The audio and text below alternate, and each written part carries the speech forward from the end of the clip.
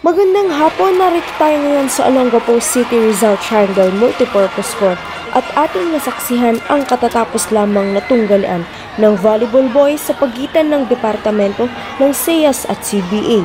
Nakakuha ng 26 na puntos ang CBA, samantalang 24 na puntos naman ang nakuha ng SEAS. 2 puntos lamang ang lamang ng CBA sa SEAS na siyang dahilan kung kaya't itinanghal na kampiyon sa laban.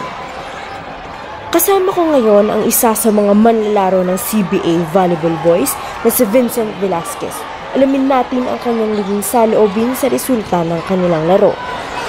Magandang hapon, Vincent. Unang-unang nais ko kayong batiin sa inyong pagkapanalo. Ano ang inyong nararamdaman ngayong kayo ang nag-uwi sa kompetisyon?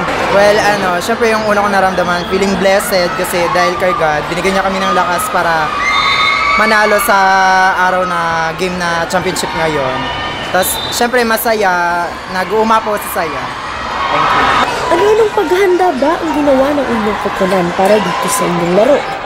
Well, pinagtibay namin yung depensa namin dahil sabi nga namin, walang babagsak na bola. Then, para sa amin parang, good defense lang. Then, kung may magandang depensa, may maganda ring offense.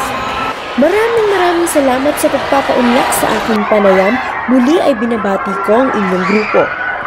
Manatiling nakatutok sa ABC News Radio para sa mga nagbabagang balita. Ako si Clidot Bailon, nag-uulat.